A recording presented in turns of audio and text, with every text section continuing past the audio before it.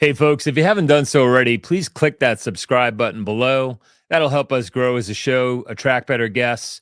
Together, let's make healthcare better for everyone. Once again, click that subscribe button. We'll see you on the next one. Get ready to take control of your healthcare. Here's your host, Ray Cober. So that year, the summer games were in Moscow. And of course, Russia had invaded Afghanistan, and President Carter had decided that the American athletes would not compete in Moscow as a way of, punishing the Russians for invading Afghanistan. Unbelievable. And of course, we stated our case that, the Olympics should be above this political kind of conversation, and that wasn't heard. But if you want to know, actually, one of the most painful events of that summer was the fact that a lot of my friends on other international teams, because I had met them in 1979 at the World Championships where, we set a world record, and, it was just so I knew these athletes from Canada, from New Zealand, and then they boycotted under pressure from the United States. Yeah. And that was so, I felt like, so we went over that summer to do our trips and races like we would have had we been going to Moscow. And I felt so personally responsible. I'm so sorry. It's one thing for my president to mess with my dreams, to shatter my dreams. Yeah. But for my president to shatter your dreams, that, but it was what it was. You have to, you learn to get over the disappointments and move forward. Well, back in the day, there were no high school sports for girls. So when I went to college, I had the opportunity to start rowing, and I loved it. And of course, you got to work hard at it, and you have to sacrifice and, be committed to it. Mm-hmm.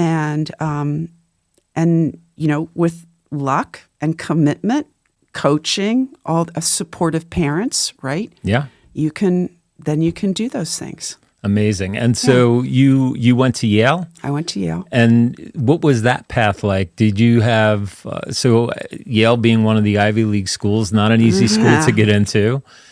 Did you have an in? Was there pedigree in your family? Yale alums, contributors? No. Or was it how did it work for you? So, I come from very middle-class upbringing. My mom worked as a nurse for years and then went into real estate. My dad worked in he was a machinist. He went to college for 3 years, ran out of money, never got his degree. Worked 7 days a week all the years I was growing up. Time and a half on Saturday, double time on Sunday. I mean, my parents sacrificed. I'm one of 6 children. Yeah. And education was our ticket, right? Education, they emphasized how important education was. And so I loved school. I was a good student. I got good grades. I was a foreign exchange student. I lived in Belgium for a year, my senior year of high school. That was another great experience. Anyway, I came back. I applied. I got into Yale. And I went there, of course, on financial aid because my parents didn't have money. Right. And it was great. It was amazing. And I got there and decided I wanted to row. And that's probably when I first kind of experienced unequal treatment and disparities, which has kind of been a thread that's followed me throughout my professional career. I chair a national nonprofit called Movement is Life. We're focused on addressing healthcare disparities, particularly in the orthopedic space. So when I went to Yale and started rowing, we didn't have a locker room at the boathouse. Oh. And of course the guys did, right? Well, where did you change? We didn't. We had to get on the bus at campus. The boathouse was a 30-minute bus ride. So we'd bus out to the boathouse. We'd practice. We'd sit on the bus, cold and wet and sweaty, waiting for the guys to get showered and put their dry, clean clothes on, get in the bus, then we go back to campus to get to the last open dining hall for dinner, right? That sounds a little backwards to me. Like, what happened to chivalry and gentlemen? No, it's not their fault. It wasn't their fault that Right. there was no locker room for us. So, Right. So that spring, our captain decided, we were going to do this protest. It's somewhat famous in some circles. So 19 of us, we marched into the athletic director's office, stripped, had Title IX written on our bare chests and backs, and our captain read a statement to the Yale women's athletic director that started with, "These are the bodies that Yale is exploiting." Wow. Yeah. So we had a photographer from the Yale Daily News there, and there was a story and picture. You can Google it. Wow. From our captain from behind. You can see Title IX on her bare back, and the athletic director, who is a woman, is standing there with her arms folded and her head down, like the most closed body posture you can imagine. Right. So the story was then picked up by the New York Times because all those Yaleys in New York want to know what's happening on the home front. She was just tossed a political hand grenade. Yeah. She was like, and the International Herald Tribune, yeah. and then the university was embarrassed. Oh.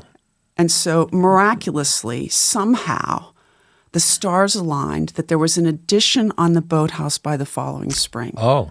Exactly. Yeah. I can back up a minute. Yeah. How did I get to the Vori Health part? Good question. All right. So I'm chair of orthopedics at Mayo Clinic, Florida. Yeah. I'm looking at the data. How many new patients did my partners see last year compared to how many surgeries they actually did, right? Simple kind of back of the napkin, rough calculation, Yep. rough metric. Yep.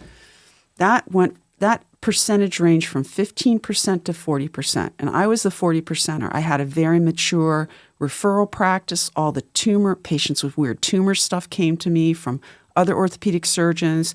I had a lot of joint. So my yield, I'll call it surgical yield, was pretty high. Mm-hmm. Look at my partner at the 15% mark. Jesus, he's seeing a hell of a lot of new patients to generate his surgical practice.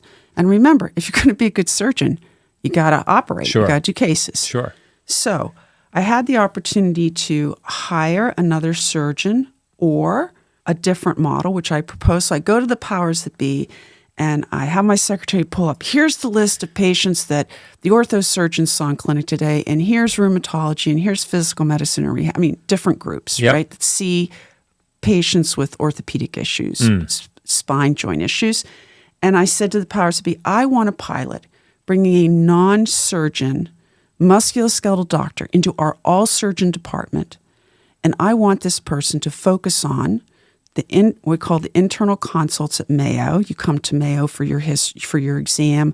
I, as the ortho chair, have to make sure you can get in to see us if you need to see us in 3 business days. Mm-hmm. I want this person to focus on these folks because rarely they need surgery. Yeah. Right? Let's try this. Yeah. Give me that is very disruptive. Yeah. Lots of pushback. Lots of pushback. Right. And what were they afraid of? Here's what they're afraid. The patient's going to come to your department, Mary, expecting to see a surgeon. They're not going to see a surgeon. They're going to be upset, and they're going to send love letters, nasty letters to you and to us because we took patient complaints very seriously. Yep. I said, I hear you. Guess what?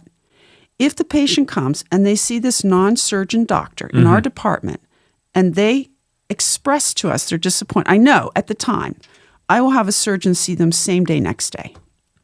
Right? Yeah. Because that's what we would do now. That's how we practice as a team. Right. If my partner saw a patient and they knew I needed to see them, I was the better surgeon, I was the right surgeon for their issue, then they call me, they page me. Hey, Mary, do you think you could come over to clinic? I'm in the OR. I'm like, I can hop over in between cases. I can probably be there.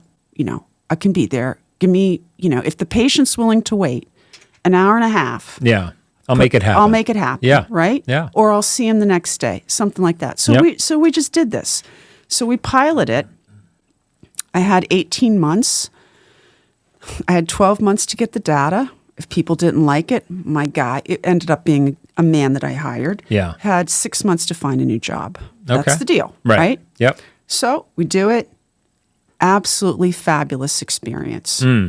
great for patients. The other doctors in the clinic started referring to our department, specifically requesting this physician, because they're like, don't need to see the surgeon. Yeah. Let's have them see the non-surgeon musculoskeletal doctor. Right. I hired a second non-surgeon doctor in the department. We then looked at, and that allowed me to get the surgeons into the OR one more day every other week, which effectively increased my surgeon capacity by 20%. Without hiring any more surgeons, right? Yeah. And the non-surgeons were almost half the cost of the surgeon. Wow. Okay, right? Yeah. So now, numbers look good. Business people have to be happy. 19% improvement in my contribution margin from my department to Mayo Clinic, Florida in this model. A win, a huge win. Yeah. All right, that's a wrap. Hit like, follow, and subscribe, and we'll catch you next time.